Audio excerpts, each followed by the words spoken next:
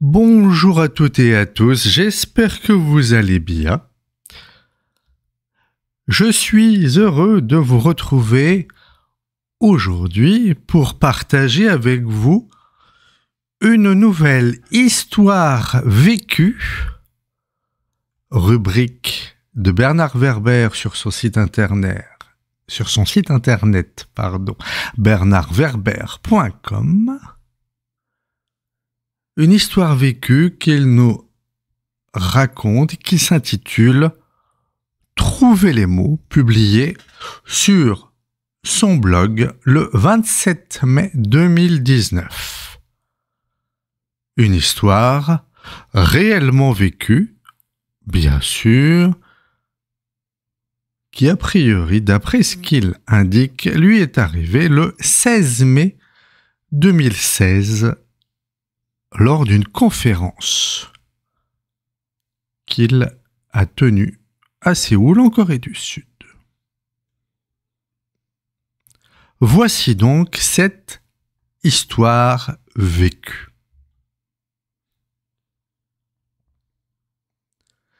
La vie, c'est ce qu'il vous arrive en dehors de vos plans, disait John Lennon. Je dois quand même vous raconter un petit événement qui est arrivé le 16 mai 2016 lors de ma conférence dans l'école des génies de l'art de Séoul, en Corée du Sud. À la fin de la conférence, le directeur de l'école me présenta une jeune fille de 16 ans et me dit que je devais à tout prix lui parler. Il y avait à côté de moi ma traductrice et un reporter qui filmait la scène. Nous dialoguons et elle me dit qu'elle voulait se suicider, car elle avait trop peur d'échouer dans ses études et que là, elle sentait qu'elle allait rater l'examen et que cette idée lui était complètement insupportable. Et elle conclut en me disant « Donnez-moi une raison de ne pas mourir, Monsieur Werber. » Pouf, comme ça, bon, ça pour de l'inattendu, c'était de l'inattendu. Cela fait partie aussi des petits inconvénients de la célébrité. On peut tomber sur des situations étranges comme ça. Fallait vite improviser. Je commençais par demander au type qui filmait de couper la caméra et j'en profitais pour chercher des arguments car c'était un exercice nouveau. Trouver très vite des idées qui arrivent à sauver. Je lui ai demandé de respirer amplement, car elle respirait qu'avec les épaules et pleurait en même temps, et j'ai profité qu'elle commençait à respirer un peu mieux pour chercher les bons mots. Je lui ai posé des questions sur sa vie et chaque fois, elle revenait à l'idée que sa vie était une impasse qui aboutissait à sa fin, inéluctable. C'était étrange de voir un esprit aussi fermé sur tout échappatoire. Alors, j'ai cherché des arguments qui soient le moins possible de l'ordre de la philosophie et le plus de l'ordre du vécu et du ressenti physique. Je lui ai demandé si elle faisait du sport, si elle avait des amis. Je lui ai demandé de parler de sa famille, des choses qui lui faisaient plaisir, de la nourriture qu'elle aimait, et non plus de tout ce qui lui faisait peur. Elle ne le savait pas, mais j'avais l'impression de passer la plus difficile épreuve d'oral de ma propre vie avec pour risque, si je ne trouvais pas les bonnes phrases, d'avoir cela sur la conscience. Comment sauver une vie avec des mots ? Cela m'a pris une demi-heure. Elle a commencé à se tenir plus droite, à cesser de pleurer et à me regarder dans les yeux. Jusque-là, elle avait le regard fuyant en parlant. À la fin, elle est arrivée à sourire et elle m'a promis qu'elle allait se mettre au sport, au jogging en fait.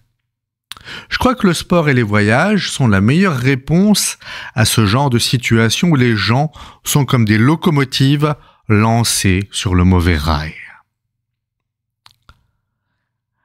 C'était étonnant de voir toute son intelligence uniquement tournée vers sa propre destruction. Le directeur m'a confié par la suite que c'était la meilleure élève de sa classe, mais bon, je crois que ça allait mieux après. Mon copain, Gilles Malençon, m'a dit « Tous les problèmes peuvent se résoudre par la géographie. » J'ai donc insisté pour qu'elle sorte de son université. Elle y passait tout son temps.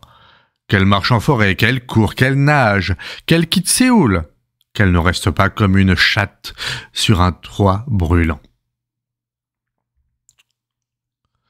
J'ai essayé de blaguer sur son école, qui n'était qu'une petite étape de toute sa vie, qui connaîtrait forcément des épisodes encore plus passionnants. Je lui ai demandé de s'imaginer dans le futur, devenue une grande artiste qui est reconnue pour ses œuvres et non pas pour ses études. Je lui ai dit qu'il était normal qu'elle soit plus sensible, mais qu'elle devait tourner cette sensibilité vers sa créativité artistique et non contre elle-même. C'est de l'énergie à canaliser. J'espère que ma traductrice a bien traduit. Cette dernière, consciente de l'importance de l'instant, était encore plus intimidée que moi et parlait en respirant difficilement et en cherchant la traduction la plus précise. Après tout, elle aussi avait la pression que la moindre erreur pouvait avoir des conséquences. Bon, en partant, l'étudiante redonnait de petits éclats de rire nerveux et elle me disait qu'elle avait compris. Elle m'a serré la main très fort et je lui ai fait un dessin rigolo de fourmi.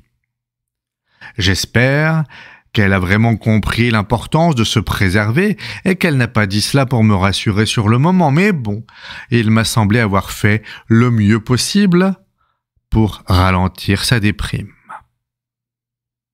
Il paraît que la Corée est un des pays où il y a le plus de suicides parce que les étudiants se mettent une pression énorme. Là, je viens de voir de près le problème.